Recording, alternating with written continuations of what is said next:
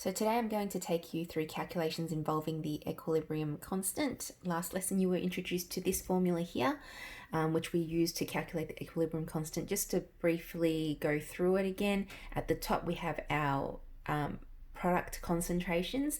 That's raised to the power of the number of moles of each of the products, and at the bottom we have the same thing but for reactants. So what does the Kc value mean? It gives us an indication of the extent of the reaction. If the Kc value is very small, we say that the reaction hardly proceeds, so we have more reactants than we do products. And if the Kc value is very large, we actually have the reaction proceeding quite far right, which means we have a lot more products than we do reactants. And if we have any value in between, we're saying that reactants and products are present in significant amounts at equilibrium. So this is the extent of the reaction, remember, when equilibrium is established. Okay, now I know here it says 10 to the power of 4 and 10 to the negative 4, and this diagram is -3 and +3. It's not, they're from two different sources, and in the exam you wouldn't have anything smack bang near these values, so you'd be very clear as to whether it lies to the left or to the right, or whether you'd get significant amounts of both. Now a few things to note is that only temperature will affect Kc for a particular reaction. So that's why whenever we calculate or specify the equilibrium constant for a reaction, we also have to specify the temperature, because as soon as that temperature changes, we're going to expect the Kc value to change. Now, catalysts, addition of reactants or products or change in pressure will not affect your Kc value. So the only thing that will affect it is temperature. Remember, catalyst only speeds up the reaction, so the length of time that it takes to reach equilibrium would just be faster if we added a catalyst in, and these things only change the speed at which equilibrium is established, but it doesn't change the position of the equilibrium. Now, a couple more important points to note is that if you reverse the equation, you get the reciprocal Kc. So if you think about it, it makes a lot of sense. If I was to reverse this equation and put C and D as my reactants and A and B as my products, if I reversed it completely, this entire formula would just be flipped. Okay, so if my answer was, my answer to this equation here was 4, if I was to reverse it, it would be 1/4. Simple as that. Another thing, so that's what happens when you reverse. Now, if you double or triple the equation, you raise the value to the power of 2 and 3 respectively, and so on. So what do I mean by that is, you see here, let's say the answer we get is 4.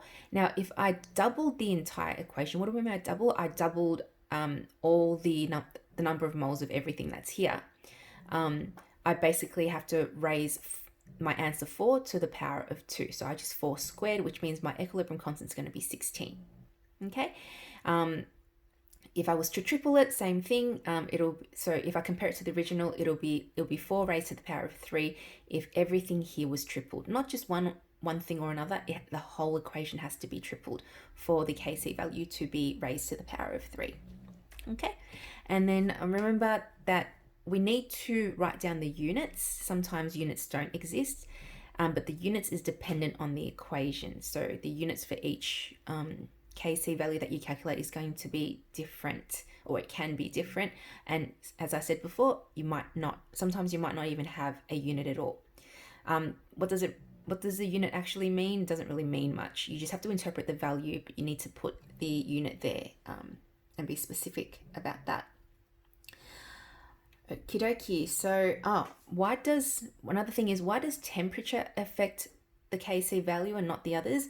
Well, if you think about it, if you increase the temperature of an endothermic reaction, remember endothermic reactions absorb heat, and so if you increase the temperature, you're going to drive the reaction forward a lot more. So that actually changes the position of the equilibrium. Same as if you were to add heat to an exothermic reaction. Now, because an exothermic reaction releases heat, by adding heat, you will drive it back in the other direction. So you will change the position of the equilibrium using temperature, but not the other factors. So let's go ahead and calculate the equilibrium constant for this reaction here. So pretty straightforward. So we've got a 2-liter vessel, and we've got a mixture of these, and that's the equation right there. We need to calculate the equilibrium constant. So let's just write out the formula for the equilibrium constant for this particular reaction. So our K, or Kc, is going to be equal to the concentration of hydrogen iodide raised to the power of 2, because there's 2 moles there. And on the bottom, we have the concentration of hydrogen gas multiplied by the concentration of iodine gas as well. So I've got my equation set up, and now all I have to do is substitute my values into the equation. Now, it's not as straightforward because remember, this is concentration. This concentration is moles per liter. Now, here, these values are quoted for a 2-liter vessel. So we need to work out the concentration per liter. So all we basically do is we halve it. Or if you remember, you can always use the formula C is equal to N over V. So number of moles over volume. But we know for now we can just, number of moles is going to be divided by 2. So the concentration of hydrogen iodide is going to be, what does it say here? 0.716. So if we halve it, we're going to get 0.358 moles, and we're going to square that. Oh, I don't know why I use those brackets. I don't need to use those brackets. Concentration of hydrogen is here, so we have to halve it because this is in a 2-liter container. That's going to be 0.062, and we're going to multiply it with the concentration of iodine. Oh no, sorry, that's a concentration of iodine, isn't it? My bad. Iodine here and hydrogen there. So sorry, same thing, I'll swap it around. So we've done iodine just now, and we're going to do hydrogen. Halving that, we're going to get 0.0430. And we just plug this into the calculator to determine. So we've got 0.358 squared divide by 0.062 times 0.043. 0.043.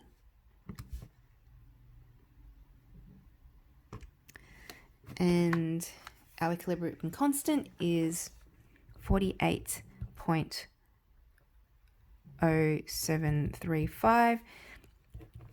To 3 significant figures is going to take us to 48.1.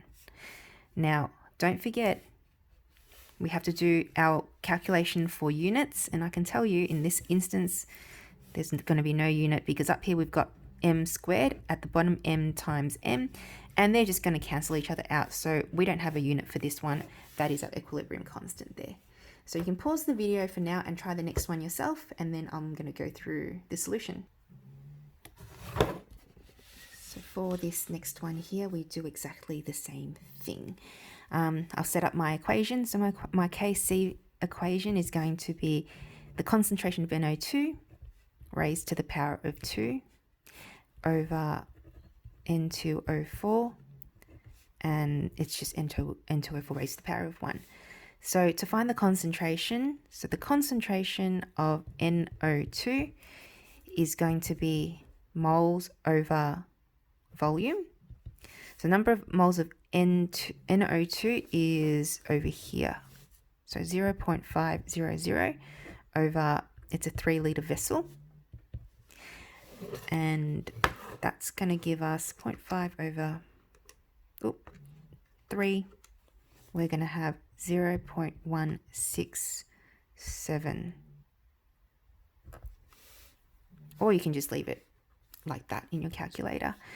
The concentration for N2O4 is going to be the number of moles of N2O4, which is 0.120 divided by 3.00. That's going to give us 0.0406. 0. Okay, so for this one, really you can just leave it as 666 as long as you can, or just whatever's in the calculator. So we're going to plug it in, plug these values into, so these are our concentrations. So Kc is equal to NO2, which is that one here. So we've got this value, 0.166666 recurring squared over 0.040.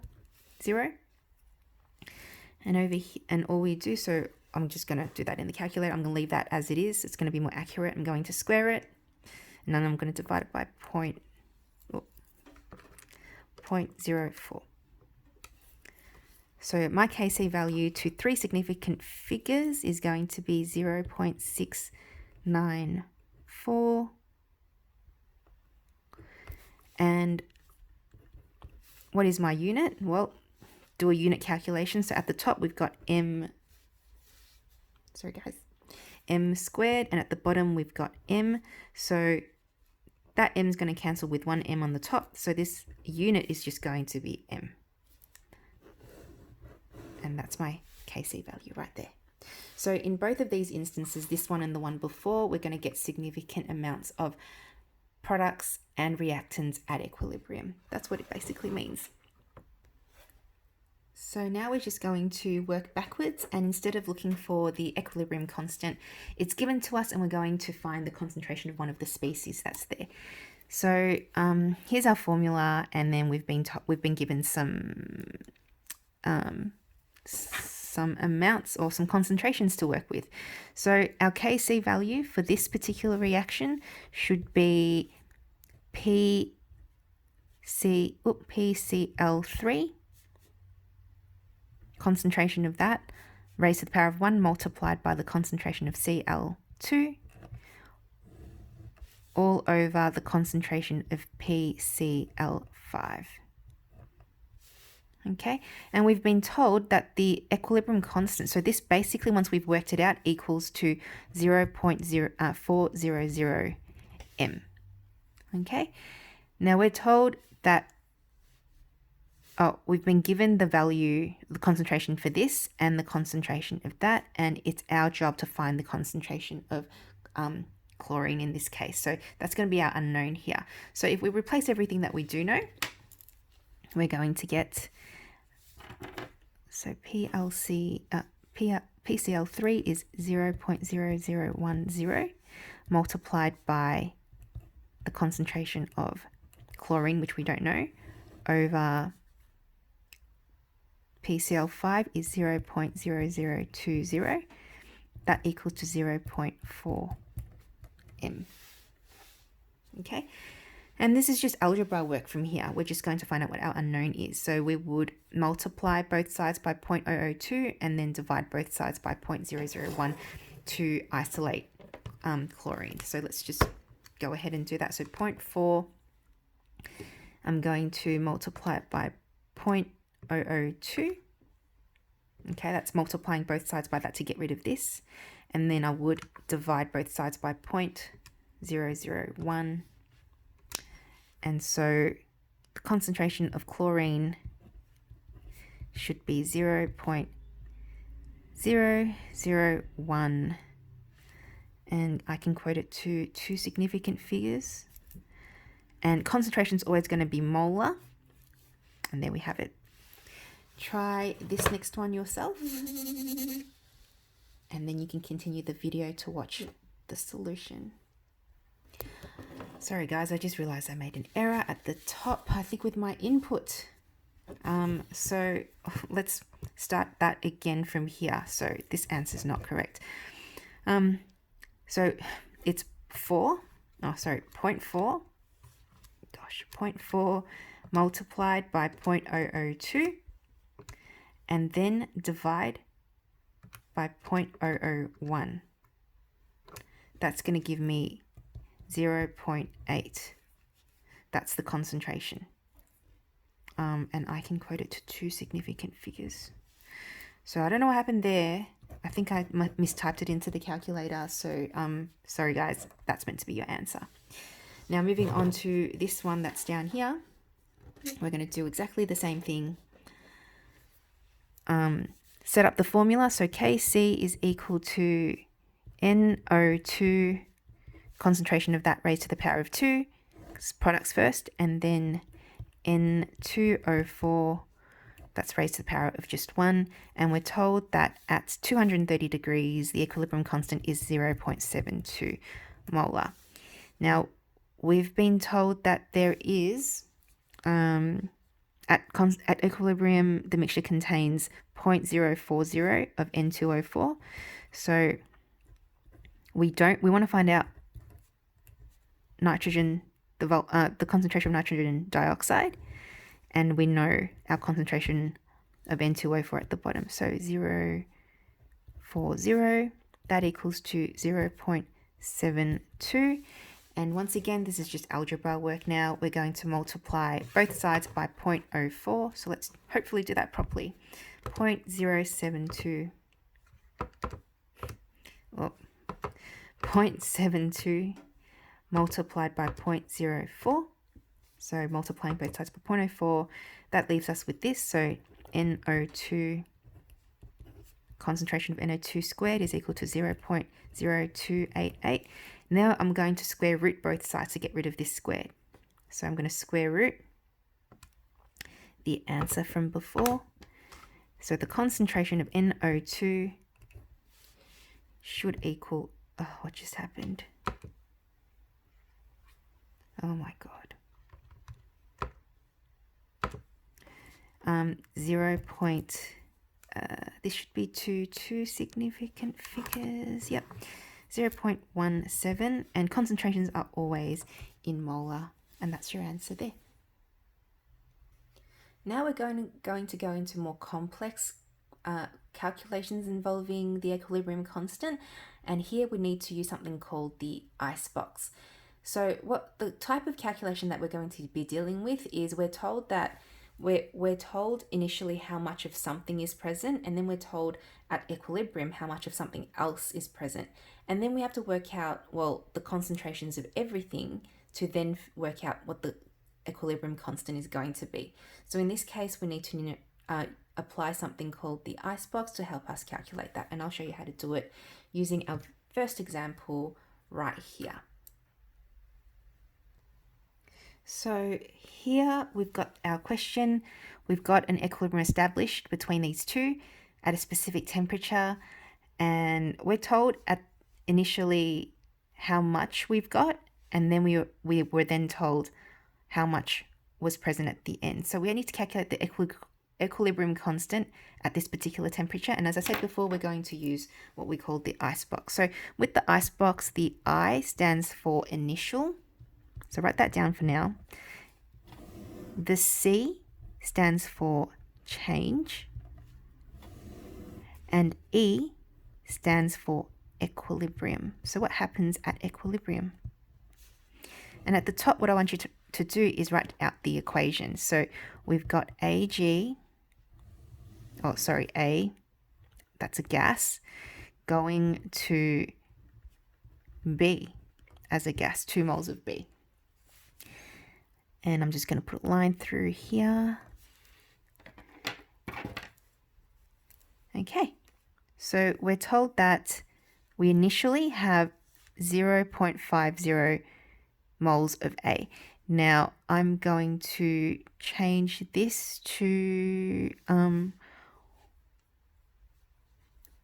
concentration per mole. So I'm going to write that as, oh, actually, no, I'm just going to stick it to this. So 0.540 doesn't actually make a difference, but at the end we do have to change it to moles per liter. So initially we have this much, and because it's initial, we wouldn't have any B, okay, to begin with. Then we're told that at equilibrium, that 0.280 moles of B was present. Now we need to find the calculate the equilibrium constant. So we need to actually find out the number of moles of both species at the end in concentration. So what we gather here is that something happened, and at equilibrium, B has gotten to from 0 to 0.280 moles. So what actually happened to get from 0 to there? Well, there was an increase. There was an increase of 0.280 moles. Now, this increase of 0.280 represents 2 moles. So if this went up by that much, looking at stoichiometry ratios, this would have decreased by half of that because the ratio is 1 to 2. So that would have decreased by 0.140. And then, therefore, if we went initially from 0.540 down to 0.140, what would we have at equilibrium? It'll be the difference between those two. At equilibrium, we'll have 0.400. Okay, now this is for a 2-liter vessel. So the concentration at equilibrium, so if you can apply C equals N over V, but really you're just halving it. At equilibrium, the concentration of A is going to be 0.200 and the concentration of B is going to be 0.140. This is the concentration for 1 liter. Okay. Then to calculate the equilibrium constant, so K is equal to the concentration of B, which is 0.140, and that's going to be raised to the power of 2, divide by 0.200, and that's just raised to the power of 1. So then we just punch that into the calculator. So I've got 0.14 squared divided by 0.2, and we're going to have 0.098. That can be written to 3 significant figures as well. So 9.80 times 10 to the negative 2. And don't forget your units. It's going to be at the top m squared, at the bottom m, so you're left with m as your unit. Not that it means very much. Okay, try this next one yourself. And when you're ready, you can press play to continue with the solution. So how do we work this one out? Once again, we're going to use the icebox. So we have I for initial, C for change, and E for equilibrium. At the top, I'm going to write out my equation. So our species, N2O4, and 2NO2 gas. And put a line through it. So we're told that, once again, it's in a 2-liter vessel, so I have to remember this, okay? Remember to take this into consideration. So N2O4 was placed in a 2-liter vessel. We've got 0.350 moles. And then when equilibrium was reached, we have this many moles of NO2. So I'm going to write that 0.120 there. Now, initially, you wouldn't have any products, so it's going to be 0. How did we get from 0 to 0.120? Well, we would have had to increase it by 0.120 moles. Now, this reflects 2 moles of the substance. So if this increased by that much, this would have fallen by half of that simply because the mole ratio is 1 to 2. This would be half of that. So we have 0.060 for that one. And then over here, we just reduce that value by this. So subtract this from there, we get 0.290. And this is what we have at equilibrium for a 2-liter vessel.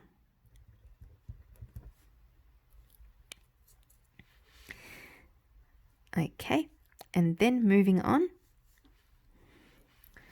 our concentration N over V is therefore going to be half of what's there. You can apply this formula, especially if you're going to have, like, say, a 5-liter vessel, then you'll have to use this formula. Otherwise, I can just go ahead and halve it. So the concentration of N2O4 is going to be half of that, 0.145. And over here, I would have 0.060. And that's my concentrations of the species. And then we can use those concentrations to determine the K value.